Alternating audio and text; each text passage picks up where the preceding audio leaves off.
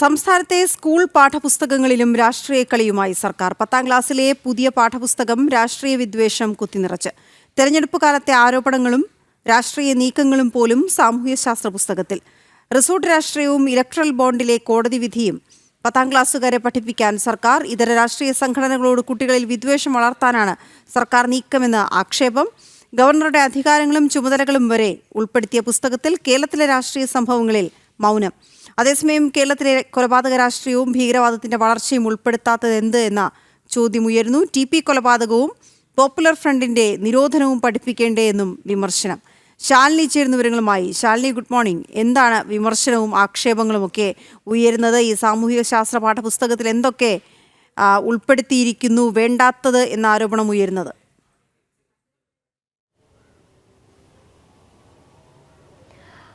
വീണ, 2, 4, 6, 8, 10 ക്ലാസ്സുകളിലെ 92ാം title പാഠപുസ്തകങ്ങളാണ് ഇപ്പോൾ പുനഃക്രമീകരിച്ചുകൊണ്ട്, അല്ലെങ്കിൽ അതിൽ കരിക്കുലം കമ്മിറ്റി ചേർന്നുകൊണ്ട് വലിയ രീതിയിലുള്ള മാറ്റങ്ങൾ വരികയും കരിക്കുലം കമ്മിറ്റി അതിന് അംഗീകാരമൊക്കെ ഇപ്പോൾ നൽകുകയും ചെയ്തിരുന്നു. ഇന്നലെയാണ് 58ാം കരിക്കുലം കമ്മിറ്റി യോഗം തലസ്ഥാനത്ത് ചേർന്നത്.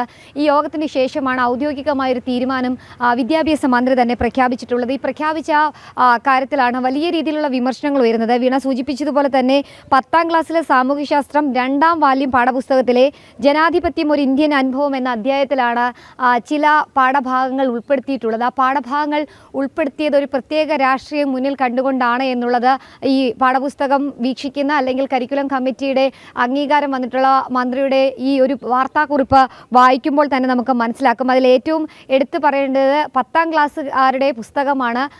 സാമൂഹ്യശാസ്ത്ര പഠന ബുക്കാണ്, അല്ലെങ്കിൽ അതുമായി ബന്ധപ്പെട്ട പാഠപുസ്തകമാണ്. അതിൽ ഉൾപ്പെടുത്തിയത് ഗവർണറുടെ അധികാരങ്ങൾ ഉൾപ്പെടെ സംസ്ഥാനത്തെ ഗവർണർ എന്തൊക്കെ ചെയ്യുന്നു എന്നതടക്കമുള്ള കാര്യങ്ങൾ ഉൾപ്പെടുത്തുമെന്ന് നേരത്തെ വിദ്യാഭ്യാസ മന്ത്രി അറിയിച്ചതാണ്. പ്രത്യേകിച്ച് സർക്കാർ ഗവർണർ പോര് തുടരുന്നതിനിടയിലാണ് അത്തരത്തിലൊരു പ്രഖ്യാപനം വിദ്യാഭ്യാസ മന്ത്രി നടത്തിയത്. അത് പിന്നീട് കരിക്കുലം കമ്മിറ്റി അംഗീകരിക്കുകയായിരുന്നു എന്നുള്ളതാണ് മന്ത്രി അവകാശപ്പെടുന്നത്. ഇതിന് പിന്നാലെ അതേ പാഠപുസ്തകത്തിൽ തന്നെയാണ് ചില കാര്യങ്ങൾ അത് പ്രത്യേക രാഷ്ട്രീയം മുൻനിർത്തിക്കൊണ്ട് ഉൾപ്പെടുത്തിയിട്ടുള്ളത് എന്നുള്ളതാണ് ഏറ്റവും ശ്രദ്ധേയമായിട്ടുള്ള കാര്യം. ഈ തെരഞ്ഞെടുപ്പ് കാലത്തെ ആരോപണങ്ങൾ, ഒപ്പം തന്നെ രാഷ്ട്രീയ നീക്കങ്ങൾ ഉൾപ്പെടെയുള്ള കാര്യങ്ങൾ സാമൂഹ്യശാസ്ത്ര പാഠപുസ്തകത്തിൽ 10ാം ക്ലാസ്സുകാരെ പഠിപ്പിക്കാനാണ് സംസ്ഥാന സർക്കാരും വിദ്യാഭ്യാസ വകുപ്പും കരിക്കുലം കമ്മിറ്റിയും ഇപ്പോൾ ഒരു നീക്കം നടത്തുന്നത്. അതിൽ ഏറ്റവും എടുത്തു പറയേണ്ടത് റിസോർട്ട് രാഷ്ട്രീയവും ഒപ്പം തന്നെ ഇലക്ട്രൽ ബോണ്ടിലെ കോടതി വിധിയും അടക്കമുള്ള കാര്യങ്ങൾ 10ാം ക്ലാസ്സുകാരെ പഠിപ്പിക്കാനാണ് വിദ്യാഭ്യാസ മന്ത്രിയും ഇടത് സർക്കാരും ഒരുങ്ങുന്നത് എന്നുള്ളതാണ് ഇതിൽ ഏറ്റവും എടുത്തു പറയേണ്ടത്. അതിൽ മറ്റ് രാഷ്ട്രീയ പാർട്ടികളുടെ നിരോധനം, പ്രത്യേകിച്ച് കേരളത്തിലടക്കമുള്ള സംഭവ വികാസങ്ങൾ, കേരളത്തിൽ നടന്നിട്ടുള്ള രാഷ്ട്രീയ ആരോപണങ്ങളും രാഷ്ട്രീയമായിട്ടുള്ള ഇടപെടലുകളും ഒന്നും സൂചിപ്പിക്കാതെ, അല്ലെങ്കിൽ അതുമായി ബന്ധപ്പെട്ട ഒരു പാഠഭാഗമോ അല്ലെങ്കിൽ അതൊന്നും തന്നെ പറയാതെയാണ് കേന്ദ്ര സർക്കാരിനെ വിമർശിക്കാനും ഒപ്പം തന്നെ കേന്ദ്ര സർക്കാരിനെതിരെയുള്ള ചില പ്രത്യേക കാര്യങ്ങൾ പാഠപുസ്തകത്തിൽ ഉൾപ്പെടുത്തിക്കൊണ്ട് ഇത്തരത്തിലൊരു നീക്കം സർക്കാർ തലത്തിൽ നടക്കുന്നത് എന്നുള്ളതാണ് ഏറ്റവും ശ്രദ്ധേയമായിട്ടുള്ള കാര്യം. ഈ കേരളത്തിലെ കൊലപാതക രാഷ്ട്രീയം, ഒപ്പം തന്നെ ഭീകരവാദത്തിന്റെ വളർച്ച ഉൾപ്പെടെയുള്ള കാര്യങ്ങൾ എന്തുകൊണ്ട് പാഠപുസ്തകത്തിൽ ഉൾപ്പെടുത്തുന്നില്ല? അതും വിദ്യാർത്ഥികൾ അറിഞ്ഞിരിക്കേണ്ടതല്ലേ? സമൂഹത്തിൽ നടക്കുന്ന വിഷയമല്ലേ എന്നുള്ളൊരു ചോദ്യം കൂടി ഈ ഘട്ടത്തിൽ ഉയരുകയും ചെയ്യുന്നുണ്ട്. കൂടാതെ തന്നെ ഈ TP കൊലപാതകം, കൂടാതെ തന്നെ സംസ്ഥാനത്ത് PDP അടക്കമുള്ള സ്വാധീനം, PDP രാഷ്ട്രീയ കക്ഷിയുടെ സ്വാധീനം, STP അടക്കമുള്ള രാഷ്ട്രീയ സംഘടനകൾ എന്തിന് കേരളത്തിൽ വളരുന്നു എന്നതടക്കമുള്ള കാര്യങ്ങൾ വിദ്യാർത്ഥികളെ എന്തുകൊണ്ട് പഠിപ്പിക്കുന്നില്ല?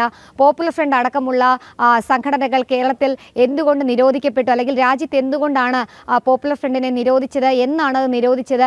എന്താണ് കേരളത്തിലും ഭാരതത്തിലെ രാഷ്ട്രീയത്തിലും PDP അടക്കമുള്ള സംഘടനകളുടെയും പോപ്പുലർ ഫ്രണ്ടിൻ്റെ അടക്കമുള്ളവരുടെ സ്വാധീനം എന്നതടക്കമുള്ള കാര്യങ്ങൾ എന്തുകൊണ്ട് പഠിപ്പിക്കുന്നില്ല എന്നൊരു ആക്ഷേപം, ചോദ്യം കൂടി ഈ ഘട്ടത്തിൽ ഉയരുന്നുണ്ട്. ഒരു വ്യക്തമായ രാഷ്ട്രീയം ലക്ഷ്യം വെച്ചുകൊണ്ട്, വ്യക്തമായ ഒരു രാഷ്ട്രീയ നിലപാട് സ്വീകരിച്ചുകൊണ്ടാണ് ഇത്തരത്തിലൊരു കരിക്കുലം കമ്മിറ്റിയിൽ ഇത്തരത്തിലൊരു അംഗീകാരം നൽകിയിട്ടുള്ളത്, പാഠഭാഗത്തിൽ ഈ പാഠഭാഗങ്ങൾ ഉൾപ്പെടുത്തിയിട്ടുള്ളത് എന്നുള്ള വിമർശനം കൂടി ഈ ഘട്ടത്തിൽ ഉയരുന്നുണ്ട്. അതേസമയം തന്നെ ഈ ഗവർണറുടെ നിലപാടുകൾ, ഗവർണറുടെ അധികാരങ്ങൾ അടക്കമുള്ള കാര്യങ്ങൾ പ്രതിപാദിക്കുന്ന പാഠഭാഗങ്ങളടക്കം ഈ പാഠപുസ്തകത്തിൽ ഉൾപ്പെടുത്തിയതിലും കരിക്കുലം കമ്മിറ്റിയിലെ ഒരു വിഭാഗം അധ്യാപകർക്ക് വലിയ രീതിയിൽ അമർഷമുണ്ട്. എന്തുകൊണ്ടാണ് നിലവിലെ സാഹചര്യത്തിൽ അങ്ങനെ ഉൾപ്പെടുത്തേണ്ട സാഹചര്യം ഉണ്ടായത്? അതൊരു പ്രത്യേക രാഷ്ട്രീയ നീക്കം, രാഷ്ട്രീയ ലക്ഷ്യം വെച്ചുകൊണ്ടാണ് എന്നുള്ളൊരു വിമർശനം കൂടി ഈ ഘട്ടത്തിൽ ഉയരുകയും ചെയ്യുന്നുണ്ട്. എന്തായാലും കേരളത്തിലെ ഇത്തരത്തിലുള്ള സംഭവങ്ങൾ, രാഷ്ട്രീയ കളികൾ, ഒപ്പം തന്നെ തെരഞ്ഞെടുപ്പ് രാഷ്ട്രീയം അടക്കമുള്ള കാര്യങ്ങൾ വലിയ രീതിയിൽ ചർച്ചയാകപ്പെടുമ്പോഴാണ് അതൊന്നും പ്രതിപാദിക്കാതെ ഒരു പ്രത്യേക രാഷ്ട്രീയ ലക്ഷ്യം വെച്ചുകൊണ്ട് ഇത്തരത്തിൽ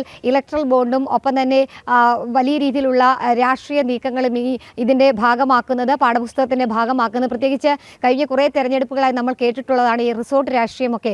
അതൊക്കെ ഒരു പ്രത്യേക രാഷ്ട്രീയ പാർട്ടിയെ മാത്രം ലക്ഷ്യം വെച്ചുകൊണ്ട് CPM അടക്കമുള്ള ഇടത് സംഘടനകൾ ഭരിക്കുന്ന സംസ്ഥാനത്തെ പാഠപുസ്തകങ്ങളിൽ ഉൾപ്പെടുത്തുന്നത് വിദ്യാർത്ഥികൾക്കിടയിൽ ഒരു പ്രത്യേക പ്രീണനം നടത്താനാണ് എന്നുള്ള ആക്ഷേപം കൂടി ഈ ഘട്ടത്തിൽ ഉയരുകയും ചെയ്യുന്നുണ്ട്. അതായത് കേന്ദ്ര സർക്കാരിനെ അടക്കം വിമർശിക്കാൻ സംസ്ഥാനത്തെ പാഠപുസ്തകങ്ങളും അത് പഠിക്കാൻ 10ാം ക്ലാസ്സിലെ വിദ്യാർത്ഥികളെ, അത് ഒരു ബഡ്ഡിംഗ് സ്റ്റേജാണ്, ഏറ്റവും നിർണായകമായൊരു വിദ്യാഭ്യാസ കാലഘട്ടത്തിൽ ആ വിദ്യാർത്ഥികൾക്കിടയിൽ ഒരു പ്രത്യേക രാഷ്ട്രീയം കുത്തിനിറച്ചുകൊണ്ട് അല്ലെങ്കിൽ ഒരു പ്രത്യേക രാഷ്ട്രീയ പാർട്ടിയോട് വിരോധം നിറച്ചുകൊണ്ടുള്ള അവരെ പഠിപ്പിച്ച് പുറത്തേക്ക് ഇറക്കാനുള്ള രാഷ്ട്രീയ തന്ത്രമാണ് ഇതിന് പിന്നിലെന്നുള്ളൊരു ആക്ഷേപം കൂടി ഘട്ടത്തിൽ ഉയരുന്നുണ്ട്. ഏതെങ്കിലും തരത്തിലുള്ള പുനർചിന്ത ഇനി ഉണ്ടാകുമോ എന്നുള്ളത് നമുക്ക് കണ്ടറിയേണ്ടിയിരിക്കുന്നു. എന്തായാലും ഓണം അവധിക്ക് മുൻപ് തന്നെ ഈ 2ാം ഘട്ട അല്ലെങ്കിൽ പാഠപുസ്തകങ്ങൾ വിദ്യാർത്ഥികൾക്ക് മുൻപിലേക്ക് എത്തിക്കാനുള്ള തിരക്കിട്ട നീക്കം കൂടി വിദ്യാഭ്യാസ വകുപ്പ് നടത്തുന്നുണ്ട്. അതിൽ ഈ പാഠഭാഗങ്ങൾ കൂടി ഉൾപ്പെടുത്തുന്നു എന്നുള്ളത് വലിയ രീതിയിലുള്ള വിമർശനങ്ങൾക്കും വഴിവെക്കുകയാണ് വീണ. ഓക്കെ, ശരി ശാലിനി.